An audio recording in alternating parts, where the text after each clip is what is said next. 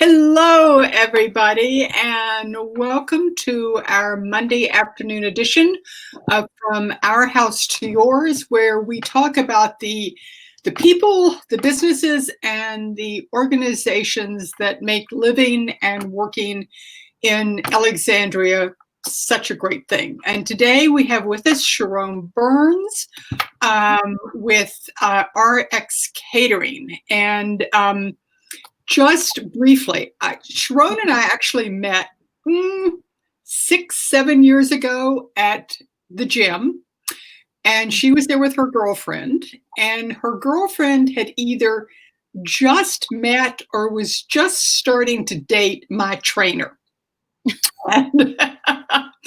and so we had some interesting conversations in the locker room, and then kind of lost touch with each other, but all of a sudden her name popped up the other day on my Facebook feed, and that same girlfriend, who is now married to my trainer and has 2 adorable children, had taken an online cooking class with Cheron. I thought, I got to get in touch with this woman. So Cheron, welcome to our show. Well, thank you for having me. Appreciate it. Now, one thing that I found really interesting is that you went from being a pharmaceutical rep to an entrepreneur. You run a catering business, and you specialize in working with healthcare organizations. More or less, that's what the premise was starting off, RX Catering, the name. So originally started off in the pharmaceutical industry. I was with Pfizer Pharmaceuticals for about 10 years and was in management, jumped up on the corporate ladder really quickly into management and loved it. And then the first round of layoffs, 2006, I think it was, when the industry was changing, I got laid off, and hence I'm here. I had to do something completely different. I love cooking. I love entertaining. And at the time, I bought into a catering franchise and RX Catering.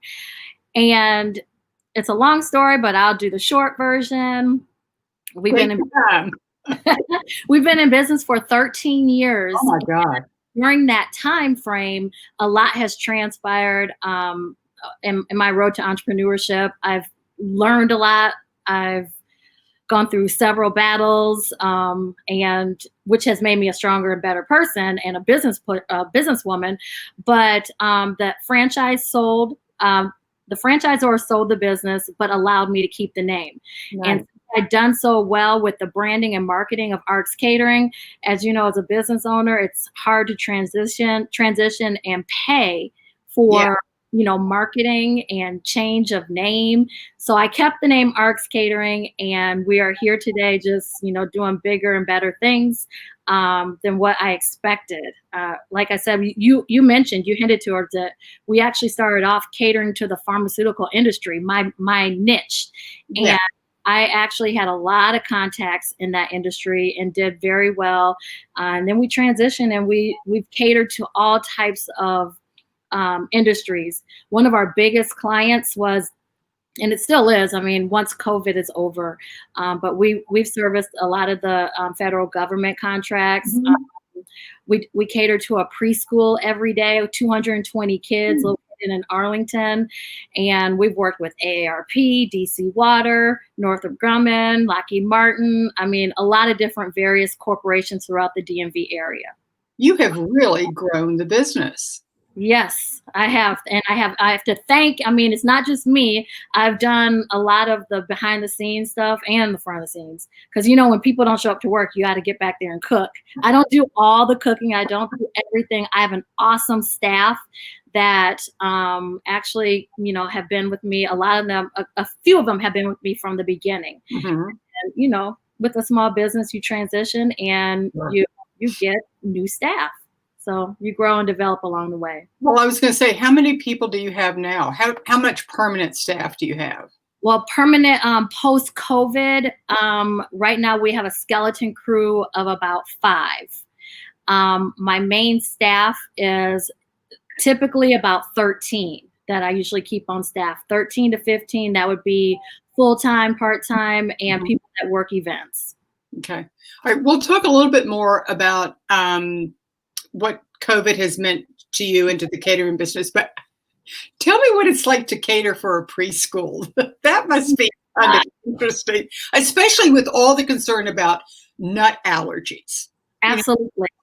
Well, this particular preschool will not allow any nuts in the facility. Mm-hmm.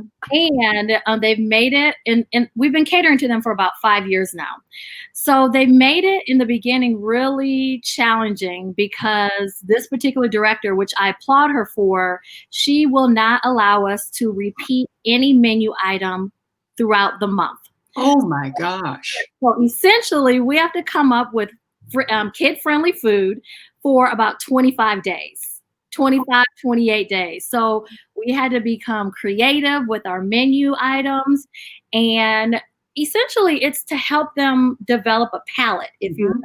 You know, a lot of kids will not eat what we consider good at home, good food, because, you know, the parents won't really push it. But when they're at school, they tend to eat things that they typically wouldn't. So these kids have been exposed to a gamut of different things: roasted Brussels sprouts, grilled vegetables, sugar snap peas, cabbage. These are all the vegetables that kids probably wouldn't eat anyways. Of course, we send broccoli, but then they get some of our signature things like honey glazed chicken.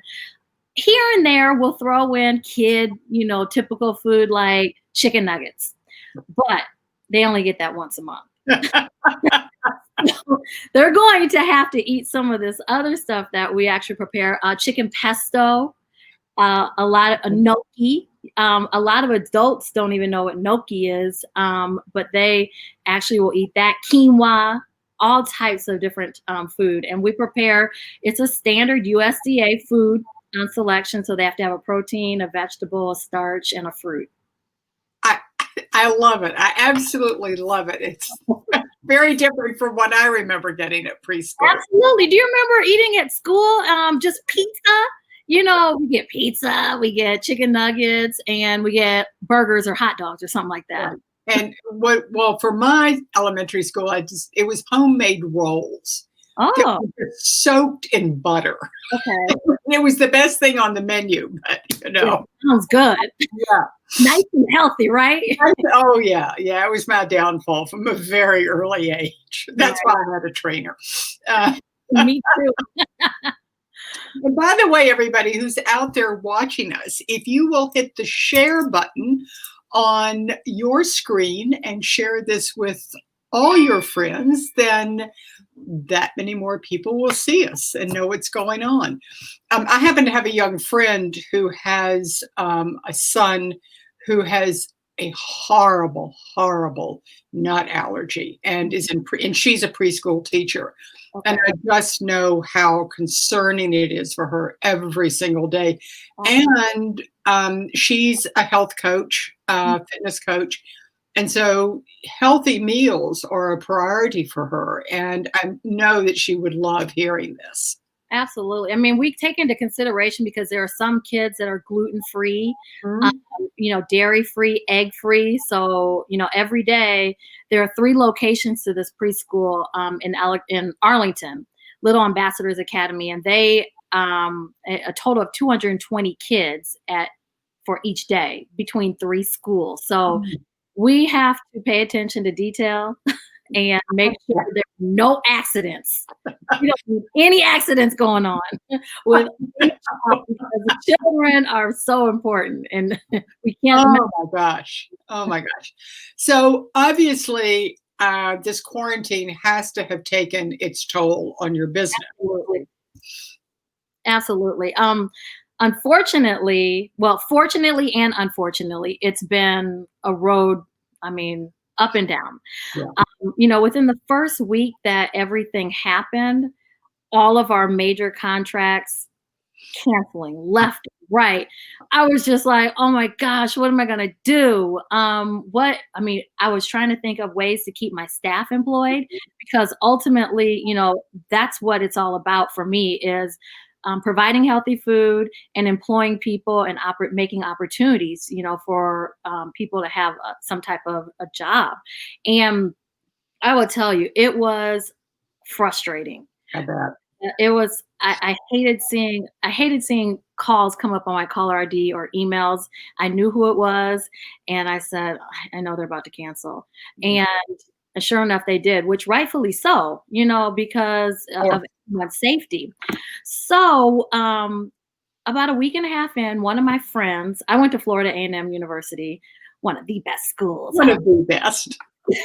And my friend reached out to me and she said, Cheron, I have someone at a hospital that I think if you're willing to could you cater to this group? I'm going to see what happens. And if they want it, that's cool. And I'm like, this is an awesome idea. Let me put it on my social media platform.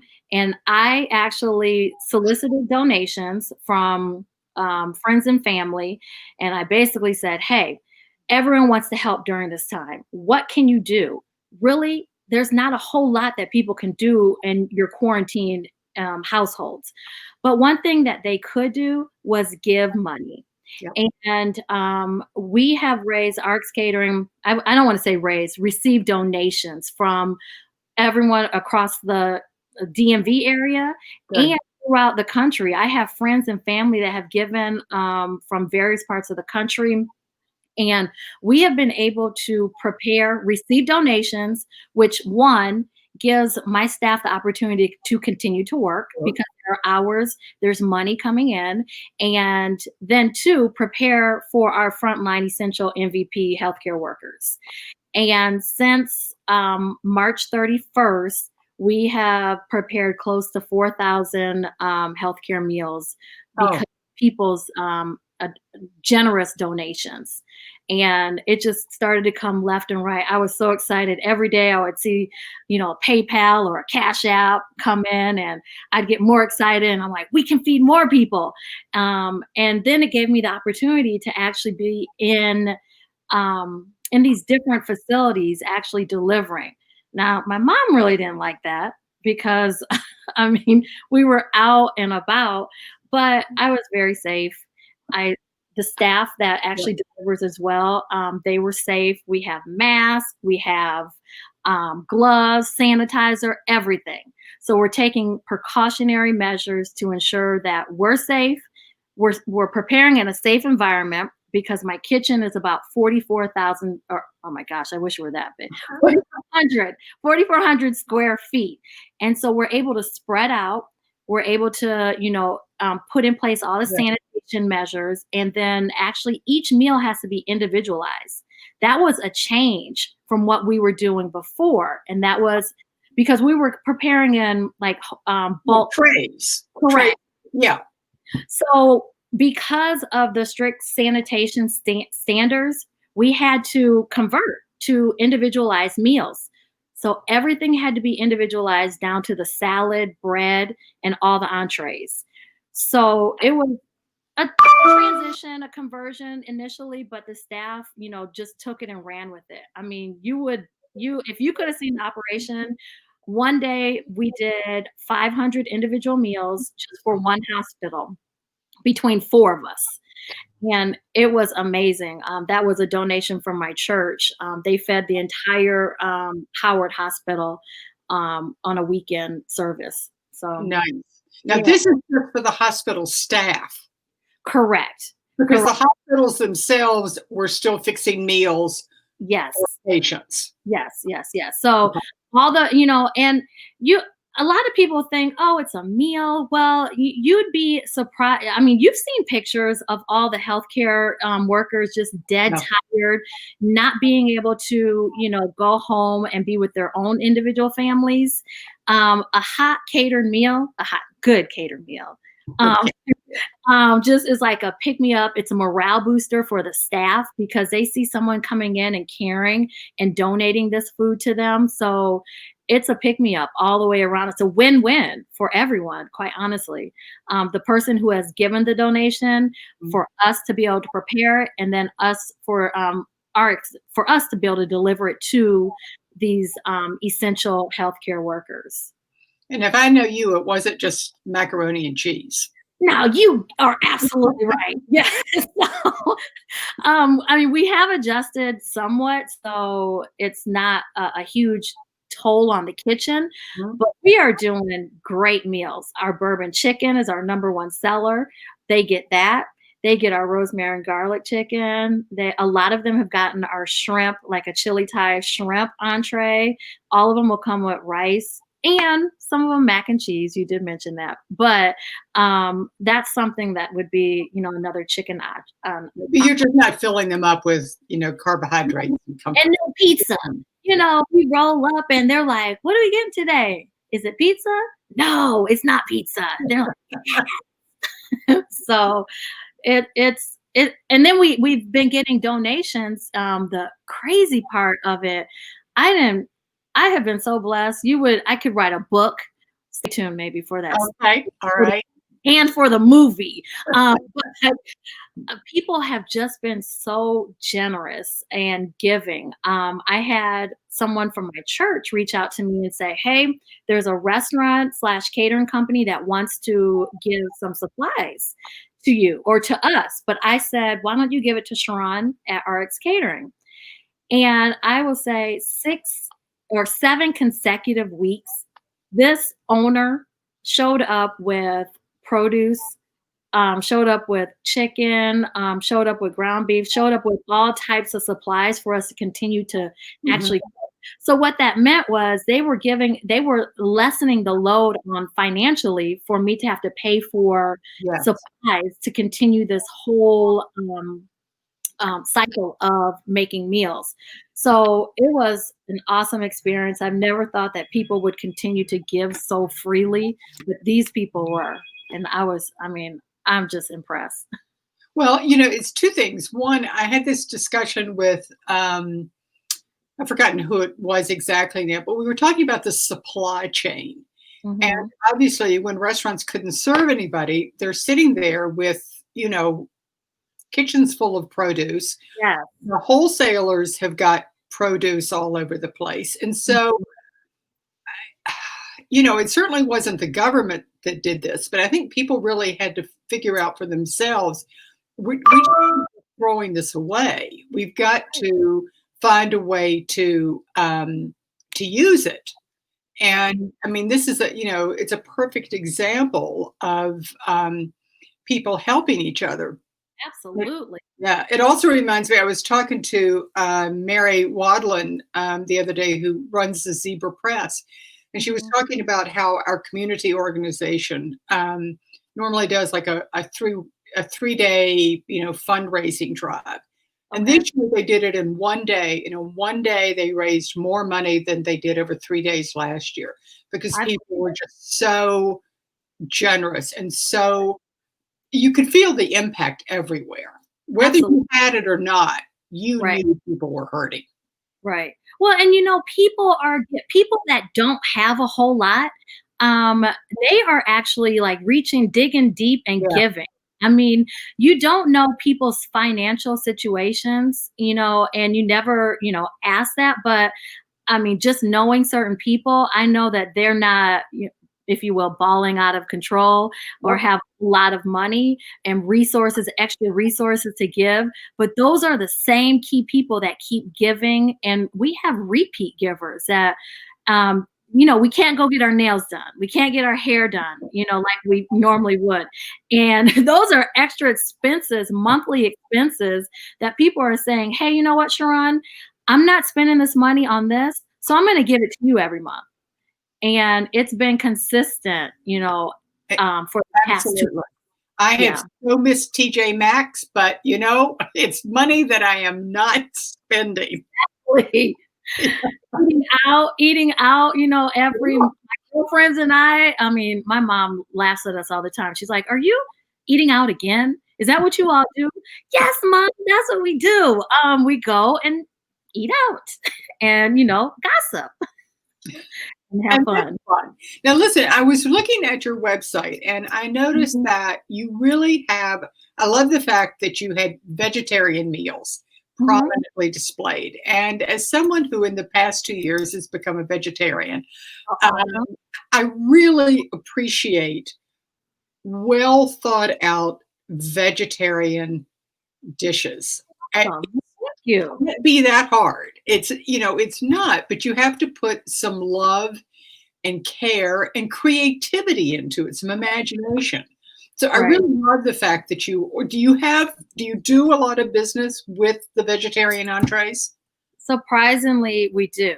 And during this whole pandemic, all the meals that we've been sending, we have always included a vegetarian option.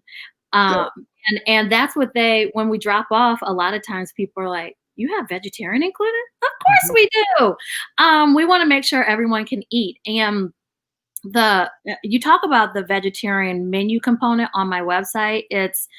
I actually had to put just a little bit. I'm not a vegetarian. I try to eat well, but I have friends that, they are vegetarians for a certain period of time. And then they say, well, maybe I'll convert to being a pescatarian. I'm So, kind of I'm right there. okay, okay. Shellfish is my downfall. Ugh, I know, I love it. Shrimp is my favorite. Yeah. Um, but I've actually done a lot of research on, different vegetarian options because when it arrives to the customer, I want them to look at it and be like, this is great. This is awesome. I can eat too. So, for example, our chili Thai meatballs are a popular option. We just get the vegetarian version of the meatballs and, use the same sauce. Mhm. That's one thing.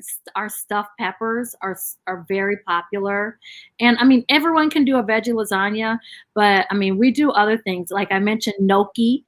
I don't think that's on the online menu, but we do gnocchi. And back to the school, one day a week is a vegetarian option for Oh, the entire school.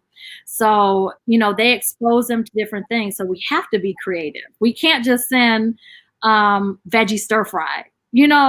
And veggie lasagna all the time. There has to be some diversity in there to give people options. there are a lot more interesting things than veggie lasagna.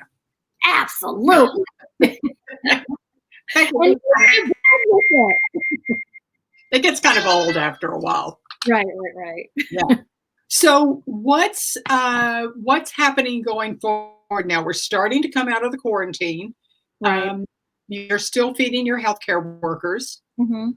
Um, We are what are you doing down the road? well, okay, so we're still doing the healthcare meals, and actually, as of next week, our school will open back up, the preschool Oh, that good. we cater to. But they are on.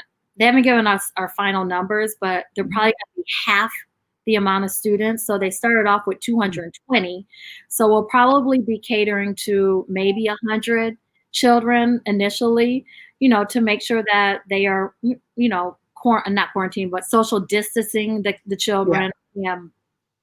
All the measures are in place, but I am trying to find other options, and we started a kids virtual cooking class. Well, yes, I wanted to talk about that.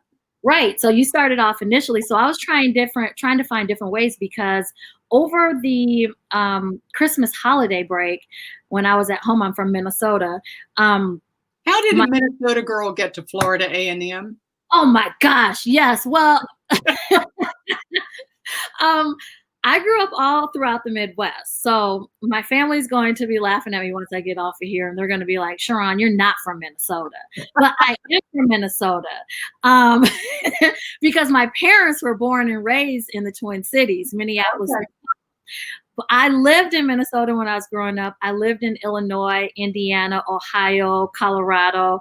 And when I was in high school in Champaign, Illinois, I said, you know what? I need something different. I wanted to go away, nothing against my family, but I I understand. just wanted to be independent and get away. And I also wanted to go to a historically Black school. And so, HBC. yep, at HBCU. So that's how I selected Florida A&M. I only applied to 3 schools, and I got into all 3, and I selected Florida A&M. I don't like the cold anymore. And people ask, "Are you going to move back to Minnesota?" No. I mean, unless my parents, my grandmother, who's 98, is still living. I mean, unless they needed me to move back. Yeah, I love being here. And my parents are both retired, and so they come and visit all the time. Right. And my mom is a behind the scenes RX catering employee. Oh, Um, good. yeah, so she'll say, and I'll echo, she is one of the best employees, free employees. She does a lot of the administrative, takes Uh-huh. calls, things that a small business owner, time it frees up a lot of my time. Even though she's, answering the phone for maybe 4 hours of the afternoon, those 4 hours, It's invaluable. Yeah. exactly. So that's how I ended up at Florida A&M, and then my first job out of school, I ended up here in the pharmaceutical industry. So, Nice. Okay. so I'm glad we got you.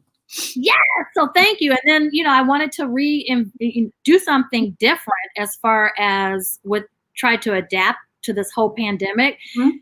Kids are at home, parents are going crazy, and we wanted to do something that could be entertaining.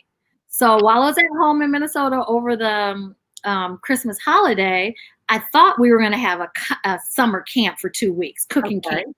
Oh, yeah. Fun. That would have, I mean, I had started the curriculum and everything for that. But then when this happened, we had to switch gears a little. And so I said, what about a virtual cooking class?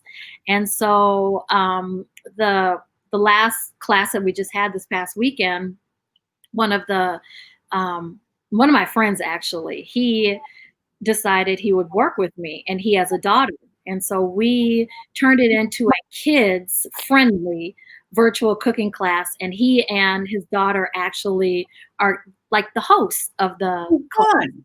So we'll switch it up. Some days I'll be the host, and I will have a guest child come on, Okay. and then different. And so this past week we had 15 children on taking this class.